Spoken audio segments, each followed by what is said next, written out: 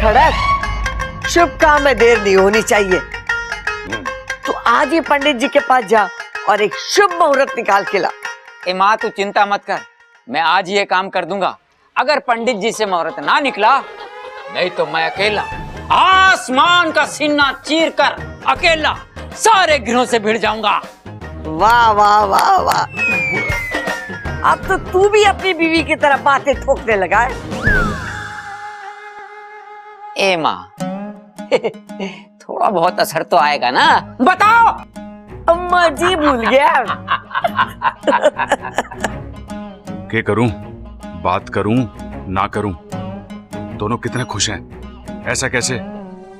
अरे ना प्रबल, आज इनकी खुशी की सोचेगा, कल बबल और इच्छा की पूरी जिंदगी दुखी हो जाएगी। बजरंग बली का नाम ले और कूद जा खाड़े में। अरे छोरा, अचानक यहाँ क्या बात है? कुछ जरूरी काम है क्या? अरे वो एक गड़बड़ हो गई, मैं थोड़ा सा कंफ्यूज हो गया पिताजी। वो अपने बबल से प्यार करती है इच्छा, और मैंने नाम ले लिया अमृता का।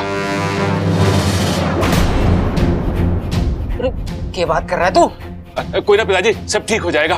हम अमृता को समझा देंगे, उससे बात कर लेंगे, वो मान जाएगी। और बबल, उसने तो शादी के लिए हाँ कर दी है ना?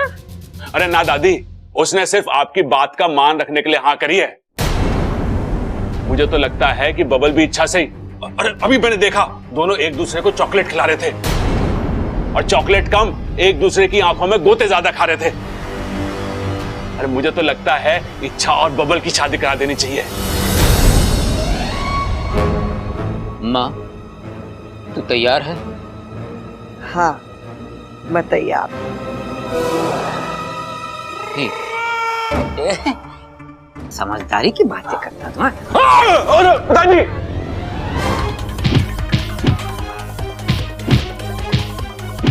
गलती हो गई। रही है, इसको पैदा किया है।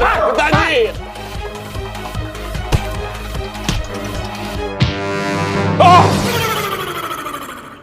अरे ना प्रबल, एक ही झटके में जिंदगी भर की मार खा लेगा तू। बात बतानी है लेकिन आराम से, सोच समझ के। मतलब जो बोलना है बोल भी दे और मार भी ना पड़े। अरे दादी, पिताजी मेरी बात ध्यान से सुनो। जिसने बबल से प्यार की बात करी वो इच्छा थी, अमृता नहीं। इसलिए बबल की शादी इच्छा से होनी चाहिए, अमृता से नहीं। ये रिश्ता तोड़ दो, वो रिश्ता जोड़ दो। खड़क, ये क्या बोल के गया? थारी को समझ में आया ना? न जाने क्या बोल के गया, हमारे तो कुछ समझ में ना आया। मुबारक हो वैशाली, मुबारक हो। आखिर आपने बबल को हासिल कर ही लिया। यहाँ मेरी बब्बर के साथ शादी होगी और वहाँ इच्छा की बर्बादी। एक तीर से दो निशाने। वैशाली, क्या हुआ आपको? क्या हो रहा है ये? चलिए आप डरिए मत, आपको कुछ नहीं।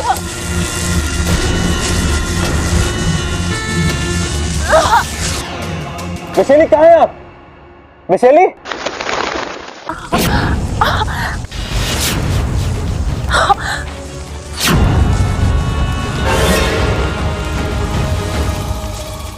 हमने कभी सोचा भी नहीं था कि विशालगढ़ की राजकुमारी का स्वागत एक दिन हमें इस तरह से करना पड़ेगा। महारानी जी, अपने क्रोध पे काबू रखिए महारानी जी। कैसे काबू रखे मंत्री जी? इसने जो किया है उसके बाद तो ऐसा क्या किया है मैंने दीदी? आज से सालों पहले हमने तुम्हें बोलना सिखाया, उसी जबान को आज तमीज सिखाने की जरूरत है। इस वक्त हम तुम्हारी बहन नहीं बल्कि विशालगढ़ की महारानी विष्णुनी है। इसलिए इज्जत देकर अदब से बात करो। महारानी, आप मुझे यहाँ इस तरह लाई क्यों हैं? आखिर गुनाह क्या है मेरा? गुनाह नहीं मां, पाप किया है तुमने। विशालगढ़ के नियमों को तोड़ा है। महारानी विष्णुनी की बहन एक तुच्छ इंसान से शादी करने का सपना देखे हमें तो तुम्हारापन बहुत पहले ही कुचल देना चाहिए था। महारानी आप ये इंसान केवल डसने के लिए होते हैं, चूमने के लिए नहीं। अगर हमारा बस चले तो हम पृथ्वी पर से इन इंसानों की प्रजाति को ही खत्म कर दें। और तुम एक इंसान से अपना रिश्ता जोड़ना चाहती हो?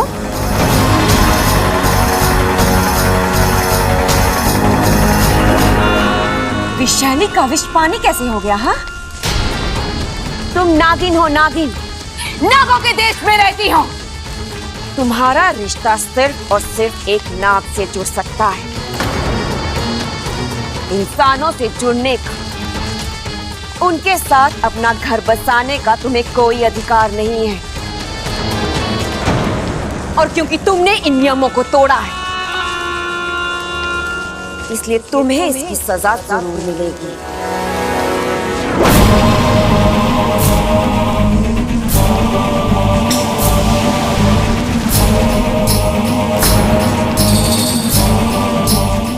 महारानी जी,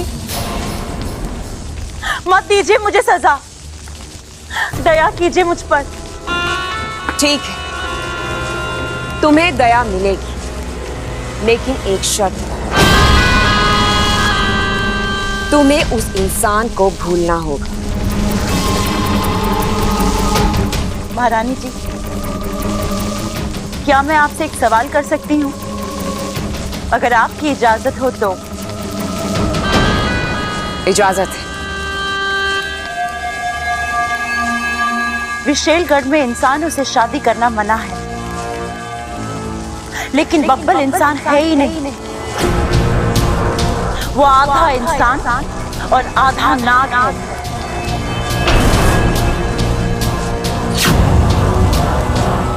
कुछ ही समय पहले नागिस्तान की एक इच्छाधारी नागिन इच्छा ने साझा प्रत्यार्पण करके उसे एक नई जिंदगी दी थी।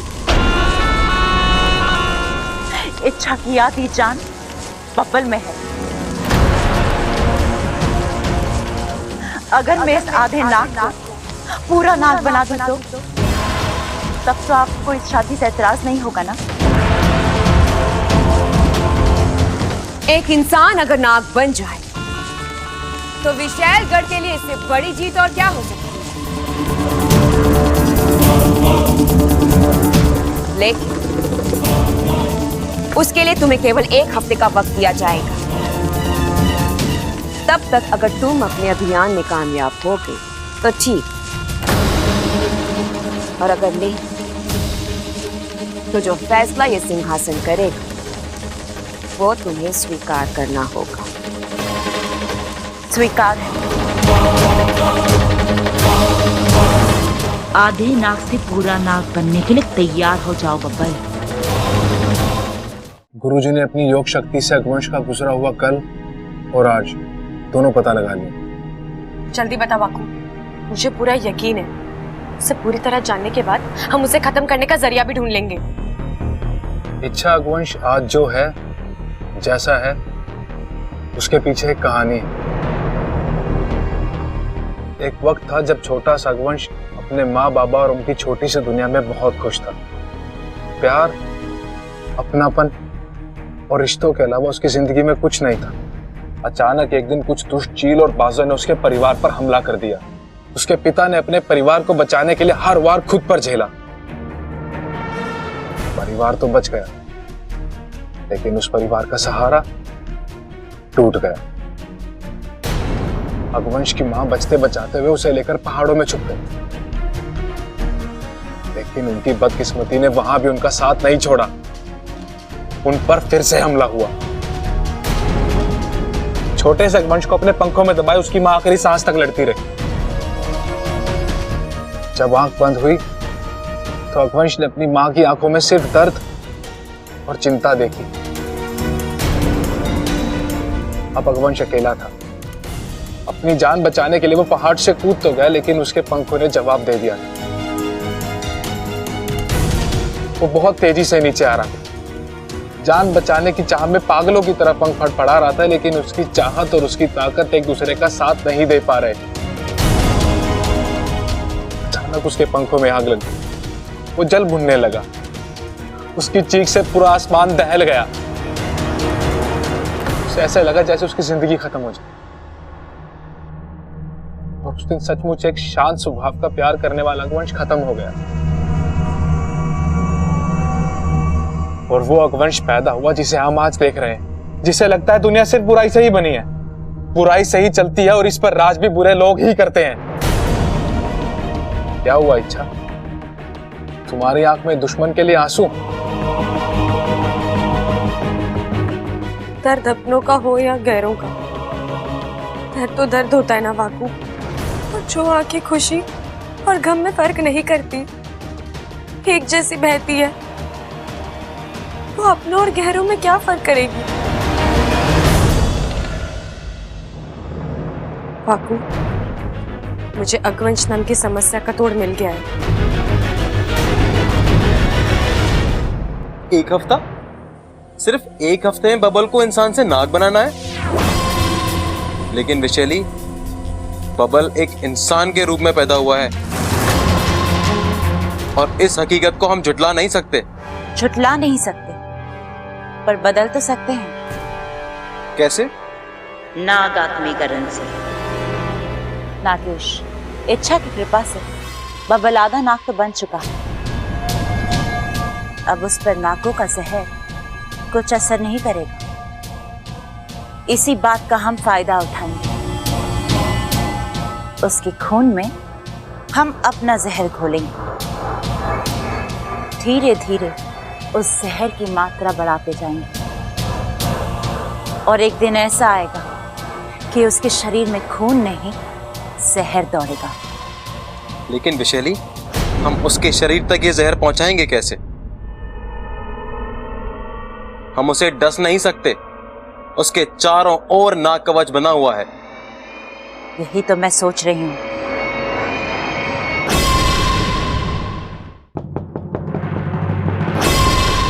नागेश,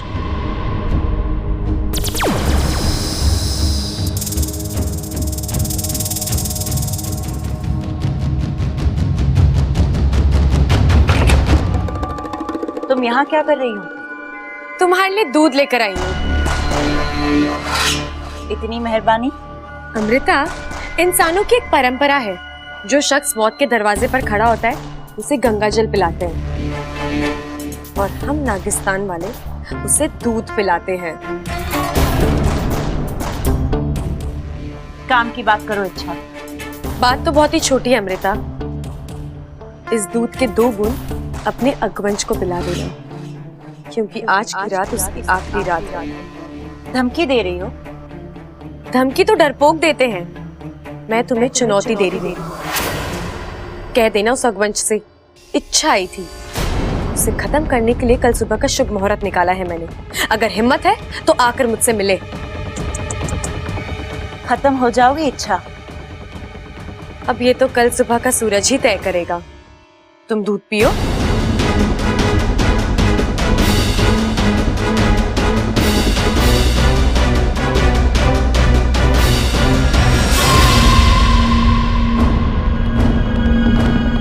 अरे, ये क्या कर रही हैं आप? दुश्मन पर तो सपनों में भी भरोसा नहीं करते। इच्छा ने अगर इसके अंदर कुछ मिला दिया हो तो?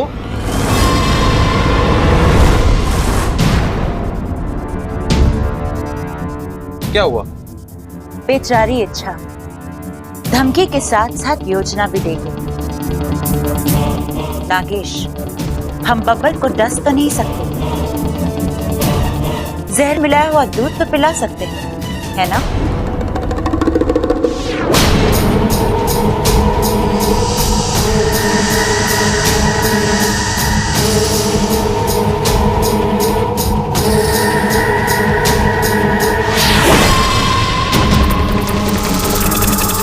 अब ये जहर वाला दूध बब्बल पिएगा।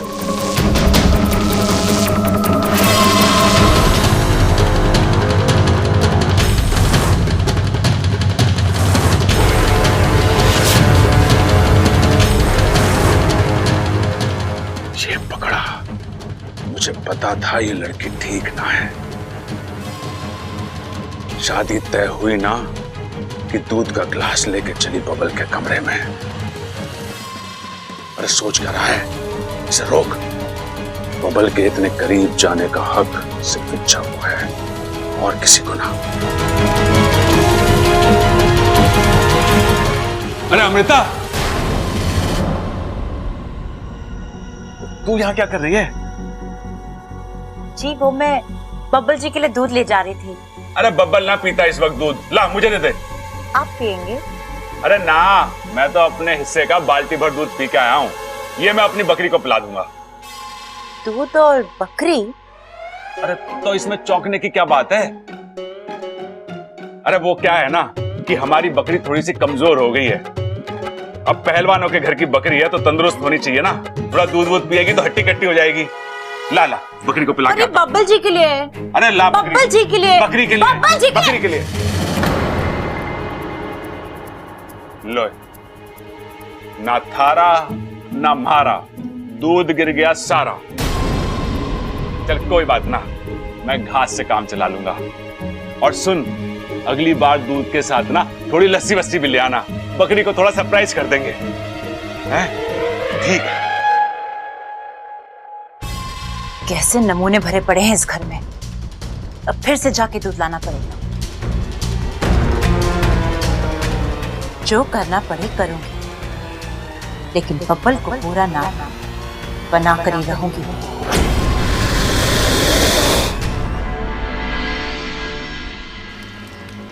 इच्छा, तुम्हें लगता है गोवंश यहाँ इतनी आसानी से आएगा?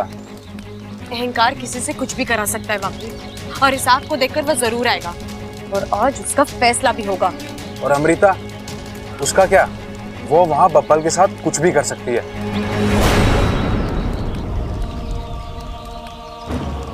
इच्छा, चुप रहकर किसे धोखा दे रही हो, मुझे या अपने आप को? मैं जानता हूं इच्छा, तुम बब्बल से बहुत प्यार करती हो। साथ हो या ना हो, तुम्हें उसकी चिंता हमेशा रहती है। देखो इच्छा, मैं एक नाग हूं। मैं जानता हूं कि बब्बल और तुम्हारा एक होना नामुमकिन है। फिर भी एक बात पूछूं, बब्बल को भूलकर अपनी जिंदगी में आगे बढ़ पाओगे क्या? ये दोनों अलग बातें हैं वाकू। मैं अपनी जिंदगी में आगे तो बढ़ जाऊंगी, लेकिन बब्बल जी को नहीं भूल पाऊंगी। वो मेरा पहला प्यार है। एक तरफा ही सही, निभाना तो पड़ेगा।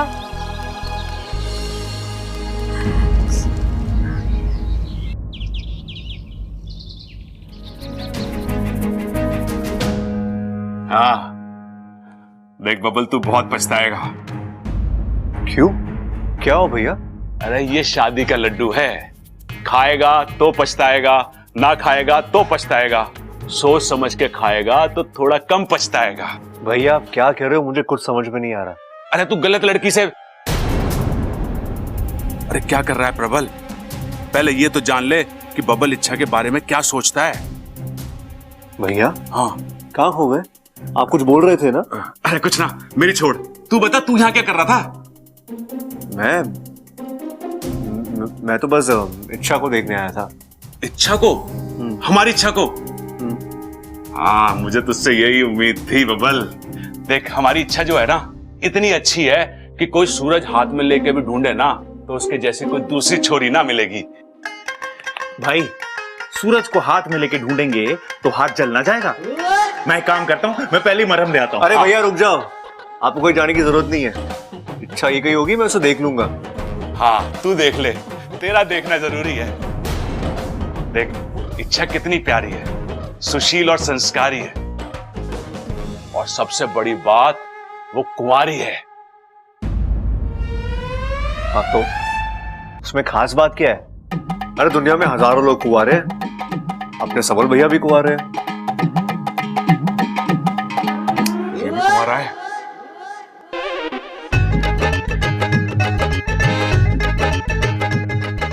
मिल गया। क्या मिल गया? अरे तोड़ मिल गया। कैसा तोड़? अरे आजा बताता हूँ, आजा। काफी समय बीत गया इच्छा, मुझे नहीं लगता गोवंश।